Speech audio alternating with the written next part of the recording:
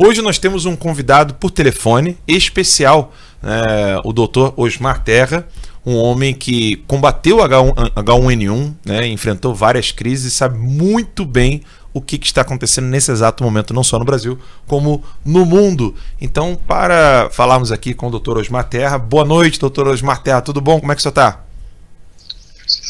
Boa noite, Alan. Boa noite ao Ítalo, ao Max também. Boa noite a todos que estão nos ouvindo nesse momento. É um prazer, é muito grande aí participar do teu programa. Prazer é todo nosso. O senhor teve uma experiência com H1N1. Poderia contar um pouco como é que foi isso, essa experiência com H1N1? Qual é a relação que tem com essa crise que nós estamos vivendo hoje? Bom, como tu já sabe, eu sou médico de profissão e eu tive uma trajetória na área tanto como médico de consultório, depois como saúde pública, né? Eu fui primeiro gestor que implantou o SUS no Sul. Eu cuidei da implantação do Sistema Único de Saúde no Sul do país, né? Principalmente no Rio Grande do Sul. Então, isso na década de 80 ainda. Depois participei de toda a estruturação do Sistema Único e fui o primeiro prefeito do Brasil a ter a equipe de saúde da família, criar a equipe de saúde da família, e depois fui secretário de saúde 8 anos do Estado. Nesse período, eu enfrentei algumas epidemias, né, que entraram no Rio Grande do Sul. Febre amarela, epidemia da dengue, né? Não tivemos nenhum óbito, né? E a epidemia do H1N1, que foi surpreendente. O H1N1 foi uma mutação feita no suíno, né? No convívio do suíno com humanos, né? No México, e a mutação de um vírus que é um vírus parente daquela gripe espanhola que foi devastadora, sim, né? Que matou sim. milhões de pessoas, né? E ele começou, a gente não sabia direito como é que ele ia se comportar. Ele começou lá no México, nos Estados Unidos, a gente não tinha notícia ainda, não tinha dados da evolução dele, e começou na Argentina e no Uruguai a gente não sabia, ali no Rio Grande do Sul, né? Uhum. E a Cristina Kirchner proibiu a divulgation. Olha só. Porque era época de eleição na Meu Argentina. Deus do céu. Então ela não queria que fosse divulgado, né? Então nós estávamos no escuro, nós não sabíamos o que estava acontecendo, e de repente começou a entrar, vindo da Argentina, pessoas doentes, principalmente motoristas de caminhão, né, que vinha, e alguns turistas argentinos, pessoas que foram fazer turismo lá em Bariloche e tal, que voltaram e voltaram muito doentes. Então não houve esse período assim de começar a ter um caso ou outro. Nós já começamos a ter que atender pessoas direto em UTI, né, e aí começou a circular o vírus no Brasil, né, no Rio Grande do Sul. Nós tivemos mais de 6 mil casos no Rio Grande do Sul, né, foram 200 e poucos óbitos, né, mas as pessoas entraram em ciência respiratória aguda. E eu tô observando que tudo que a gente está vendo agora, desse pânico na população, no começo da H1N1 foi muito parecido, né? Inclusive profissionais médicos dizendo que nunca tinha visto uma coisa tão trágica, tão devastadora, morrer tanta gente, dando pânico na população, e o gestor com dificuldade de acalmar as pessoas, porque para tu ter sucesso fazendo uma gestão, as pessoas têm que estar te ouvindo, pelo menos. Sim. Tem que ter interesse em te ouvir, né? Então foi um período ali difícil, a gente conseguiu organizar rapidamente o sistema, nós aumentamos em 30% os leitos de UTI em 3 semanas, né? Por isso que eu não tenho essa preocupação de que vai faltar leito de UTI. Não. O Brasil está produzindo respirador, o ministro Mandetta está conduzindo muito bem isso. Ele conseguiu um acordo com as empresas, as indústrias, para elas dobrarem a cada semana o número de respiradores. País, né? E é a Secretaria Especial da Cultura que mantém também toda a parte, Secretaria de Audiovisual, a Secretaria da Diversidade Cultural, a Secretaria de Economia Criativa, né, que é muito importante, Secretaria de Fomento e Incentivo à Cultura, Secretaria de Difusão e Infraestrutura Cultural, Secretaria de Direitos Autorais e Propriedade Intelectual. Isso continua, e nós vamos, ao longo do tempo, vamos integrando algumas áreas, né? Bom, o fato é que, assim, só para fazer essa introdução, essa experiência do H1N1 me ensinou muita coisa, inclusive em lidar em trabalhar essa questão do pânico da população. Né? Eu vou pedir só para o senhor repetir. Eu vou pedir só para o Sim. senhor repetir, desculpa, tivemos um probleminha técnico de áudio aqui. Para o senhor repetir Sim. só essa parte aí dos leitos, né? Como é que o senhor conseguiu resolver esse problema dos leitos? Se o Brasil vai conseguir resolver problemas de leitos e como é que como é que o governo brasileiro está enfrentando isso? Desculpa aí o problema de técnico de áudio. Não existe tem muita gente discutindo que tem que achatar a curva para a demanda poder ser atendida, senão entra em colapso e tal.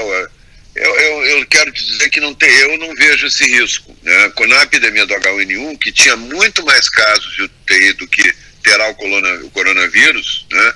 Porque ele dava uma lesão grave no pulmão, ele dava uma hemorragia nos alvéolos, inundava de sangue os pulmões, né? E principalmente em mulheres grávidas que já tinham dificuldade de respirar por causa do diafragma estar mais empurrado para cima, né? Obesos, jovens também tinham. Os idosos não pegaram o H1N1. Eles tinham uma imunidade cruzada da gripe asiática lá da década de 50, 60. Então eles não. Quem nasceu naquela época não pegava epidemia, não pegava a doença, né? Já tinha imunidade. O vírus da gripe asiática é muito parecido com o vírus do H1N1. Essa mutação, né? Que o pessoal às vezes acaba achando que todos os subtipos, né? Acho que esse é o termo certo, se eu me perdoe aí, se eu estiver usando algum termo que não é. Sim, tá certo. Mas existem 400 subtipos do influenza A e as pessoas às vezes tendem a pensar que todos esses 400 tipos atuam da mesma maneira, né? E não é, né? Todos eles atuam diferentes, né? A gripe espanhola, por exemplo, que foi uma gripe que deu hemorragia dos alvéolos também, e na época matou muita gente, né? Ela foi muito mais violenta. Ela é uma gripe, ela é uma gripe A, né? Ela é do grupo do H1N1, né? Olha só. Então tem muitos tipos diferentes. Eles volta e meia há uma mutação em algum lugar onde tem um maior convívio de seres humanos com animais. Em geral é isso. E o animal é receptor, então dá uma mutação no animal, e o animal, no caso do México, por isso que ela tem o nome de gripe suína, foi nas grandes criações de suínos lá do México que ocorreu a mutação. Né? Sim. Tem lá de suínos confinados, né? Então a partir dali teve a mutação e começou a se reproduzir de humano para humano. E aí é rápido, porque o ser humano não tem defesa para os novos vírus, né? Se hoje tu for medir os anticorpos que tu tem no corpo, tu tem centenas de anticorpos para centenas de doenças diferentes que não vão te dar mais, porque quando entrar aquele vírus que já te deu uma gripe, que já te deu sarampo, que já te deu outra coisa no passado, tu vai ter os anticorpos ali para enfrentar, né? Ou porque vacinou, ou porque pegou a doença e criou anticorpos, né? Então, mas tem os novos que a gente não tem defesa nenhuma, né? Então, quando tem uma mutação, é um vírus novo. E esse vírus novo vai e espalha, né? Ele entra nas pessoas, ele vai com muita rapidez. Isso é uma característica importante para entender por que não tem essas medidas de quarentena e tal, não tem resultado. Pois é, né? Isso que eu queria saber. Você falou assim, se ele se espalha com rapidez, então a quarentena, o confinamento, lockdown, nada disso funciona, né? Não funciona. Isso aí é muito mais atrapalha do que... Inclusive pode ser mais causa de aumento do contágio do Olha que... só. Eu vou te explicar por quê. O vírus, quando, por exemplo, a China anunciou a epidemia em janeiro, né? Então, em janeiro eles tinham um teste lá, fizeram o teste e viram que tinha já não sei quantas... Mas foi um monte de pessoas de uma vez só.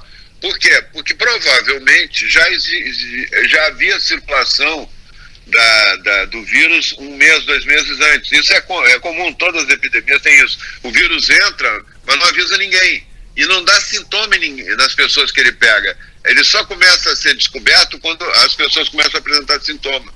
Então, naquela grande parte das pessoas, 99% das pessoas, mais de 99% das pessoas que terão contato com o vírus, não terão sintoma nenhum.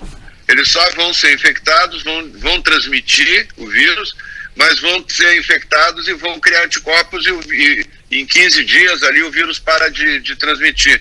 Então ela tá protegida e não sabe, ela nem sabe que teve, né? Então nós podemos afirmar... Isso é muito rápido. Podemos afirmar com certeza assim, Sim. O vírus existe, o problema existe, mas existe uma propaganda, uma histeria com relação a tudo isso que está atrapalhando mais que ajudando.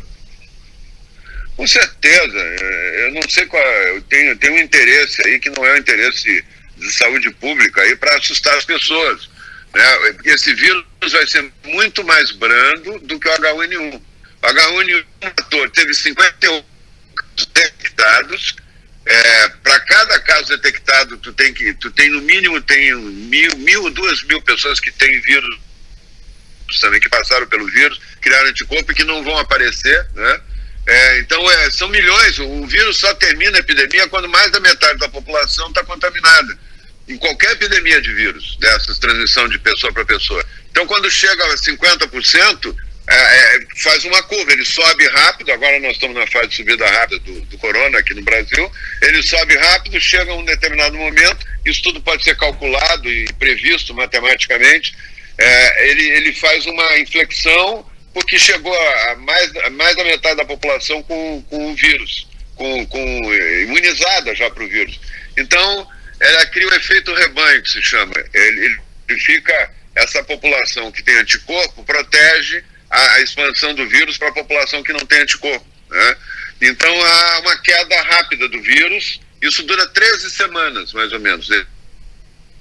Entendi. 13 semanas, né? 13 semanas. O H1N1 foi 13 semanas.